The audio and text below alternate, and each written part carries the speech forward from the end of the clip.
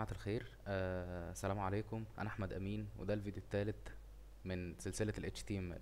أنا مش عارف إزاي في الفيديو التاني ليه ما فتحتش معاكم ال IDE من الأول، بس ده أنا أخدت بالي منه بعد ما عملت أبلود الفيديو. فحابب أعتذر، وحابب إن أنا أبتدي معاكم كأنه مفيش أي حاجة حصلت. فاحنا دلوقتي هنعتبر ان هو ده الفولدر اللي احنا عملناه، اللي هو من خلال ان احنا بنعمل نيو وبعدين بنعمل فولدر وبنسميه زي ما احنا عايزين كده مثلا، وتمام. فبنعمل انتر وخلاص اتفتح كده الفولدر عندنا. تمام تمام. طيب انا عايز اتكلم في ايه؟ عايز اتكلم ان احنا عندنا فولدر عملنا له انشاء خلاص، فبالتالي المفروض ان احنا عايزين نفتحه بالاي دي اي بتاعنا زي ما احنا اتفقنا. ففي طريقة انا بحبها، بس يعني في ناس كتير ما بتحبهاش. ممكن نعمل سي ام دي ونروح دايسين انتر في الباث ده، وبعدين نروح عاملين كود دوت كود مسافة دوت، ونعمل كده.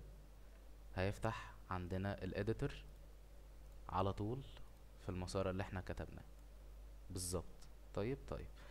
الطريقة التانية هنقفله تاني. الطريقة التانية ان احنا هنعمل open with code، وهيتفتح معانا برضو ومفيش اي مشاكل ولا اي حاجة. بس كده. طيب، عايزين نقول ايه تاني؟ ممكن اخد دول بس كده كات، ونعمل ريموف لده، ديليت اهو. ايوه. طيب احنا عندنا كده اول ما هتفتح الفايل هيبقى بنفس الطريقة دي. احنا عندنا هنا البار ده، او النافيجيشن بار ده، او ال خلينا نقول ايه، يعني ده ممكن نتنقل منه، او في فيتشرز كتيرة نقدر نستخدمها فيه. بس احنا خلينا دلوقتي في حاجة اسمها اكسبلورر. ده بيبين لنا الفايلز او الباثز او الملفات اللي احنا بنكون عاملين لها خلينا نقول ايه، انشاء هنا، يعني جوه الفولدر بتاعنا الاساسي اللي هو انا مسميه هنا مثلا يوتيوب كونتنت. فبالتالي لو عايز اضيف ملف جديد جوه يوتيوب كونتنت على طول دايركت او بشكل مباشر، فبعمل كده وبسميه وبديله الاكستنشن بتاعه. طيب ايه هو الاكستنشن؟ ممكن نسيرش عنها مثلا هنا اهو، نقول extensions. الاكستنشنز اهي فور دي فايلز عشان الموضوع يكون اوضح. طيب هي دي الاكستنشنز: بي دي اف، سي اس اس، اتش تي ام ال، دوك، وفي بقى اللي هي البي ان جي والجي بي جي ومش عارف ايه والحاجات دي كلها. هنا اللي انا حابب اتكلم عنه ايه بالظبط برضه عشان الموضوع يكون واضح، ان احنا دايما اي فايل هنكتبه لازم يكون ليه اكستنشن. طيب المره اللي فاتت لما احنا كتبنا في الفيديو الثاني كتبنا كود لل HTML، وات اكشلي هو ده اللي احنا بنعمله اصلا في السلسله دي. هو ده اللي احنا بنكتبه، هو ده اللي احنا ماشيين فيه. فبالتالي هنكتب مثلا كود اي اسم، يعني مش شرط دوت الاكستنشن بتاعتنا HTML. خلاص. طيب هو اتعرف عليها بالشكل ده او الايكون دي. انا ممكن اقول لكم على الاكستنشن بقى هنا تبع الفي اس كود. بنستخدمها علشان يقدر يظهر الايكونز دي عادي جدا. خلاص. فبالتالي هتعمل اوكي، خلاص هو كده اتعرف عليها وبتاع. ممكن نضيف كمان فايل علشان اوضح الفكره. ممكن اقول ستايل اللي هي الستايلز بتاعت الموقع. لو تاخدوا بالكم لسه الفايل ما اتعرفش او شكله ما اتغيرش، هنعمل دوت سي اس اس اتعرف. في حاجه كمان هنعمل لها بلاي ليست كل دول ان شاء الله. ممكن نقول سكريبت دوت جي اس اللي هو الجافا سكريبت، فهو اتعرف عليها، هنعمل انتر فهو فتحها، وهكذا. ممكن نعمل دي بقى في رياكت مثلا. ممكن نعمل كومبوننت دوت جي اس اكس اتعرف عليها، وهي دي الايكون بتاعت رياكت او الاكستنشن بتاعت رياكت اللي هي جي اس اكس. وهكذا بقى. يعني في فايلز كتير جدا ممكن نعملها، وفي جيسون وفي دي بي وفي حاجات كتير. ممكن مثلا نكتب داتا دوت دي بي كده، دي المفروض داتا بيزس. وممكن نعمل داتا مثلا، او خلينا نغير اسمها مثلا كده دوت جيسون، ده برضو اكستنشن ثانيه، وهكذا وهكذا وهكذا وهكذا. اتمنى اكون شرحت فكره الاكستنشن بشكل مبسط. احنا تخطينا 5 دقائق بس مش مشكله، انا بس حابب اعتذر بالخمس دقائق دول ان انا ابسط موضوع الاكستنشنز. كمان اللي انا حابب اقوله وابينه لكم انه في حاجه اسمها اكستنشن، وممكن نكريت الفايل، ممكن نكريت فولدر برضو ونسميه مثلا ايمجز اللي هي الصور. خلاص. وممكن نضيف مثلا فايل كده دوت بي ان جي، ما اعرفش ده دوت بي ان جي اتعرف عليه اهو، دوت جي بي جي مش عارف ايه وهكذا. وهنقفل ده، فده بقى فولدر جوه. تعال نبص عليه في الاكسبلورر او الفايل مانجر بتاعنا اصلا اللي هو بره اهو. كل حاجه كريتد زي ما احنا عاملينها بالظبط وهكذا، والدنيا زي الفل، مفيش اي مشكله خالص. فخلينا نرجع بقى للموضوع بتاعنا، الا وهو ايه؟ الا وهو ان احنا محتاجين نتكلم النهارده عن الكلام ده. طيب احنا في الفيديو الاخير وقفنا عند ان احنا عرفنا ايه هي التاجة بتاعت ال HTML، وعرفنا ايه هي التاجة او التاجز اللي جواها بقى، او الانكلودد جواها، او اللي هي التاجة بتاعت ال HTML دي شاملة او ضمة او حاملة ليهم، اللي هي الهيد واللي هي البادي. وشرحنا ايه هي الهيد وشرحنا ايه هي البادي. شرحنا من ضمن اللي شرحناه يعني في الهيد ان كان في تاجة اسمها تايتل، وقلنا ان هي بتظهر في التاب بتاعه البراوزر، سواء جوجل كروم او مايكروسوفت ايدج او اي براوزر عموما. فقلنا ان التايتل دي هي دي فايدتها بس. وقلنا كمان ان احنا لما بنعمل HTML تاج ونكتب جواها الهيد، وبعدين بره الهيد هنختص تاجة البودي، والمفروض ان جوه الهيد عملنا تايتل، فجوه التايتل كتبنا مثلا هكتب اسمي احمد امين. طيب وجوه البودي قلنا والله في H1 احنا قلناها في الهيدنجز هلو مثلا، ماشي معلش خلاص، مثلا هلو there. خلاص، ولو عملنا سيف ورحنا عاملين جو لايف دي انا برضه اكستنشن هقول لكم عليها، فالدنيا هتظبط وهيظهر البراوزر، وادي احمد امين اهو في التاب والدنيا زي الفل. طيب الكود اللي احنا كتبناه ده اللي احنا عايزين نشرحه هو لونه اخضر. لونه اخضر ده اللي هو مش مقري يعني، ليه؟ علشان دي حاجه اسمها كومنت، هنشرحها بالتفصيل ان شاء الله في فيديو لوحدها، وهنقول ليه بتستخدم الكومنتس دي ومش عارف ايه وايه هي الكومنتس اصلا. بس يعني انا كاتبها دلوقتي بس علشان الموضوع يكون قدامي مش اكتر. طيب فاحنا بدايتنا اهو علشان محدش يتزاول، بدايتنا من الكلام اللذيذ ده اللي احنا عملناه المره اللي فاتت، وده اللي احنا شرحناه مع التاج اللي كان اسمها بي، وقلنا جواها كلمه اسمها لوريم، كلمه سبيسيفيك جوه الفي اس كود بتكتب لينا باراجراف فيك. طيب ده اللي احنا عملناه المره اللي فاتت، وفي الفيديو الاخير اللي هو اللي فات ده اللي هو التاني. طيب اللي احنا هنزيده النهارده هو الموضوع اللي احنا هنتكلم عنه النهارده، اللي هي الهيد تاج بكل الكونتنت بتاعها. احنا المره اللي فاتت قلنا ان الهيد تاج بتستخدم في وصف الويب بيج للبراوزر عموما، اي براوزر. فاحنا خلينا نتكلم في الموضوع بشكل عام، ان احنا دايما لما نقول براوزر قصدنا يا اما جوجل كروم، يا اما مايكروسوفت ايدج، يا اما في حاجه اسمها بريف تقريبا، وهكذا وهكذا وهكذا. فالهيد تاج تستخدم ان هي تعمل descriptions لكل ويب بيج هنعملها جوه الويب سايت بتاعنا من خلال ال HTML طبعا. طيب اول تاج قلنا اتكلمنا عنها في الفيديو الاول تقريبا، اسمها ميتا. والميتا من التاجز اللي هي سيلف كلوزنج تاجز، يعني ملهاش قفله، مش زي التايتل، مش زي الهيد، مش زي البادي. الميتا داتا دي بتاخد حاجه اسمها هي بتاخد اتريبيوتس دي هنتكلم برضه عنها بالتفصيل ان شاء الله. بس الاتريبيوتس دي بتبقى صفات لكل element او لكل عنصر جوه ال HTML. يعني انا مثلا ممكن اودي ال HTML تاج دي نفسها اصلا حاجه اسمها داير دي المفروض RTL و LTR برضه دي اتكلمنا عنها تقريبا. فولو ما اتكلمناش عنها، دي الاتجاهات بتاعه الصفحه. يعني احنا لو احنا المحتوى بتاع الصفحه عربي عندنا، فبنستخدم اللي هو ال RTL اللي هو right to left. ولو محتوى الصفحه كله انجلش عندنا، فبنستخدم LTR او الاوتو فاللي هو left to right. خلاص، ده اتريبيوت مثلا. في اتريبيوتس كتير كده جدا، بس يعني الواحد ما بيتطرقش ليها لانه ما بيستخدمهاش كتير. طيب الميتا ليها اتريبيوتس، في نيم، في description، في content، في مش عارف ايه، في فطب خلينا بقى نتكلم عن ايه هي الميتا تاجز المشهورة في استخدامها mainly. طيب اول تاج اللي هي دي الميتا، والكونتنت بتاعها character set او char set. طيب character set او char set دي خلينا نقول ان ده القيمة بتاعتها UTF-8-8. فاحنا لو جينا نسيرش عن حاجة اسمها UTF-8 هنلاقيها ويكيبيديا مثلا، بس لا بلاش ويكيبيديا، خلينا مثلا نبص على اي صوره عشان نفهم الموضوع. دي بتبقى نظام اكواد وبتاع، فالموضوع بيكون معروف للبراوزر من خلال ان احنا لما بنقول له والله ان الكاركتر سيت بتاعتنا UTF-8، فده ريفرنس يونيكود ان البراوزر بيقدر يفهم منه انه انت ماشي باليونيكود ده او الكاركتر سيت دي. طيب تاني حاجه او تاني ميتا تاج ممكن نستخدمها اللي هي دي انا بصراحه لما باجي اعمل انيشالايز، او خلينا نقول لما باجي اعمل ستارت لاي بروجكت، هي بتتكريت لوحدها. المفروض ان هي خاصه بالفيو بورت. والفيو بورت لو تفتكروا لما انا اتكلمت على البادي بتاعنا المره اللي فاتت، وقلت ان البادي بيبتدي من الحته دي مثلا، ثانيه او مثلا يعني اهو بيبتدي من هنا كده اللي هو تحت الناف بار على طول، ولكن لا هو بيبتدي من هنا عشان السكرولنج اهو. هو كده الناف بار ده معمول له متثبت في المكان ده، ولكن البادي بتاعنا حرفيا مبتدي من هنا. ولو خلينا نعمل حركه زي دي برضه لسه هنتكلم عنها، اللي هي موضوع الانسبكتور ده. فهو البادي مبتدي من هنا حرفيا، شايفين بدايه الاليمنتس كلها منين؟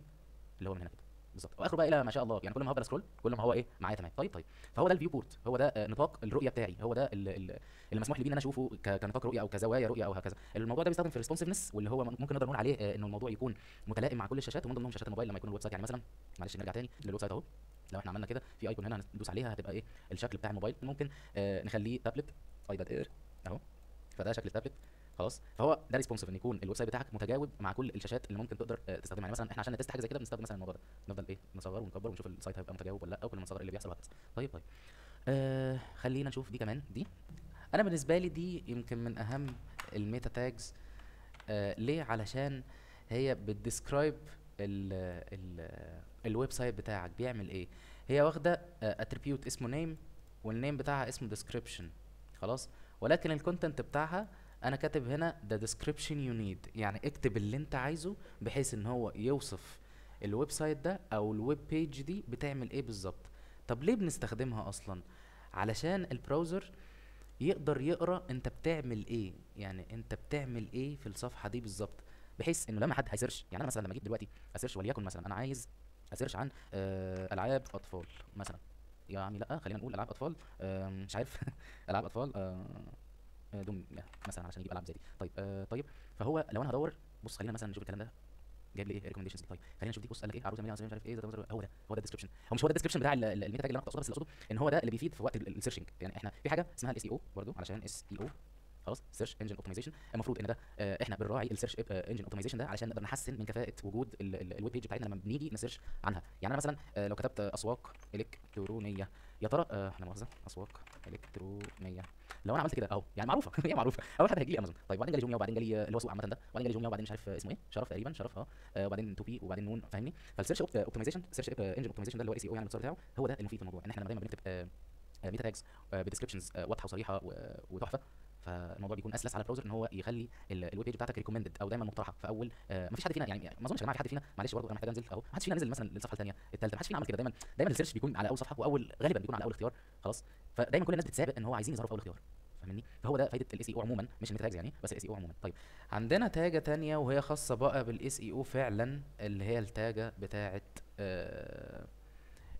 دي الكيوردز. فنقدر ان احنا نحطها ليه؟ علشان الكيوردز دي البراوزر بيقدر يديتكت او ان هو يبص عليها ويلقطها كده. لو احنا حطيناها مثلا بالشكل ده HTML ميتا تاجز SEO، ولو ضفنا مثلا قلنا فاصلة مش عارف مثلا العاب زي ما احنا كتبنا كده، يعني العاب اطفال مثلا خلاص، فهو هيشوف فين الكلام ده وهيروح ميديتكت في اي ويب بيج عموما، هيريكومند او هيسجست او هيقترح الويب بيج بتاعتنا احنا لليوزر اللي سرش بالكيورد دي.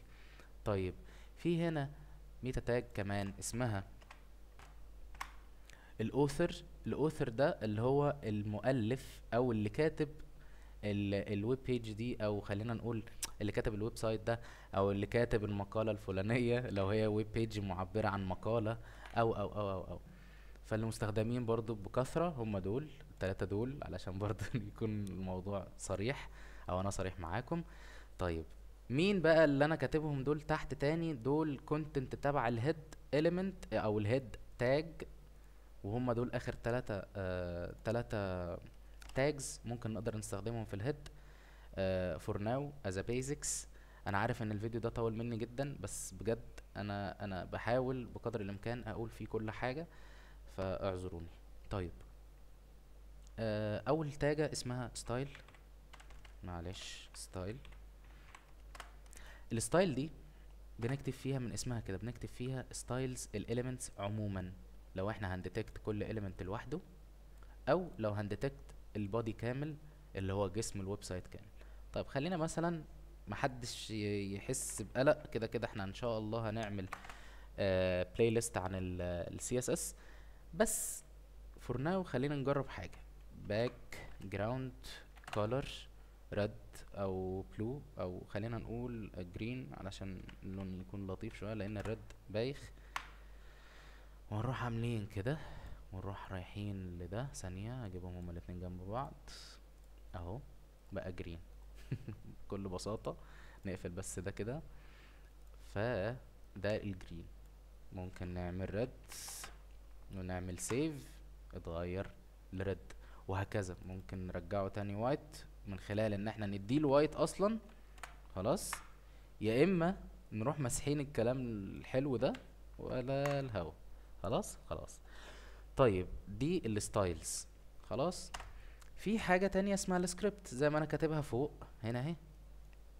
السكريبت دي بكل بساطة بنكتب فيها جافا سكريبت كود. وجافا سكريبت كود انا مش هدي اكزامبل عليه علشان ما يبقاش الموضوع بايخ وصعب ويا لهوي فعلا، بس بنكتب فيها جافا سكريبت كود بنفس الطريقة اللي احنا كتبنا فيها هنا سي اس اس، يعني بنكتب ما بين الفتحة والقفلة بس كده بكل بساطة. طيب اخر تاجة ممكن نستخدمها في الهيد تاج، ودي اخر حاجة هنتكلم عنها في الفيديو النهاردة،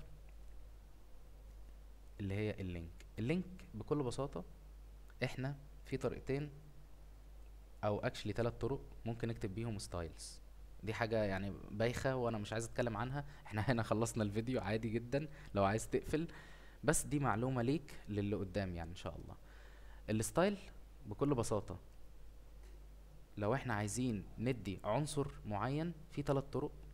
ال3 طرق بكل بساطة برضو حاجة اسمها inline، حاجة اسمها internal، مش عارف كاتبها صح ولا لا، وفي حاجة اسمها external.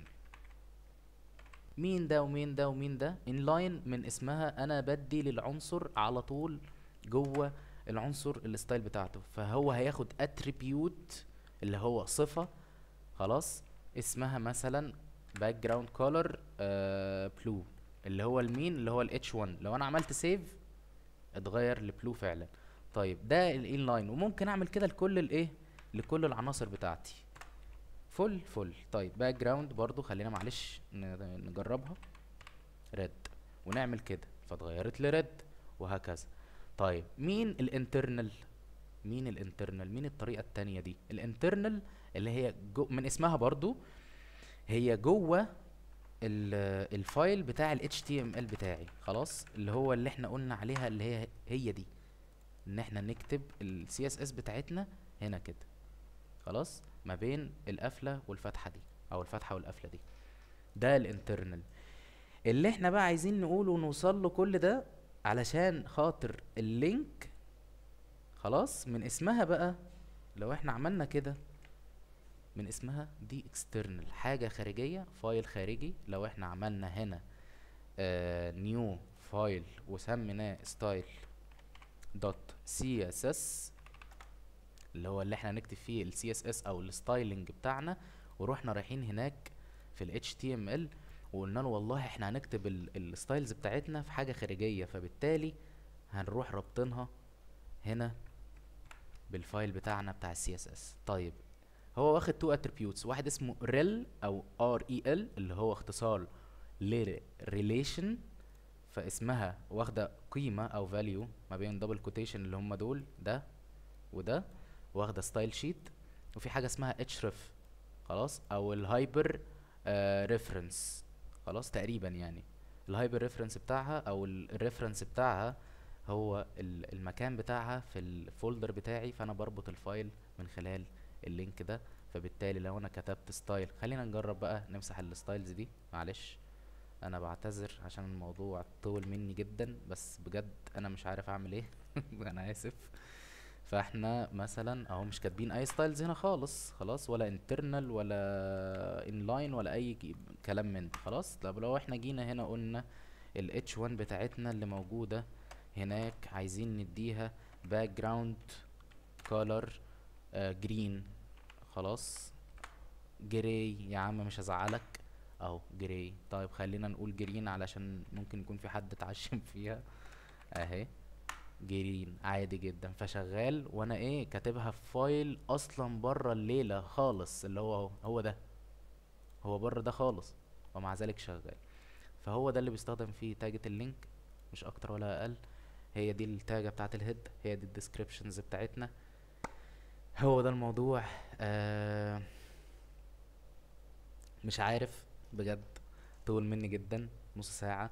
طيب الحاجة الأخيرة اللي أنا هتكلم عنها في الفيديو ده للي حابب الاكستنشنز بتاعتي هي دي. خلينا نصغر شوية ونكبر الموضوع ده، ونروح عاملين كده كنترول ماينس او كنترول ناقص. فانت ممكن تنزل بتاعة الايكونز دي من هي دي ماتيريال ايكون ثيمز واللايف سيرفر، هم دول اللي احنا هنستخدمهم حالا او الفترة دي. بس كده. كان معاكم احمد امين. اتمنى اكون قدرت اوصل المعلومة، اتمنى اكون قدرت اعمل ريكاب على الحاجات اللي ممكن تكون فاتت اي حد. وبس كده. سلام عليكم.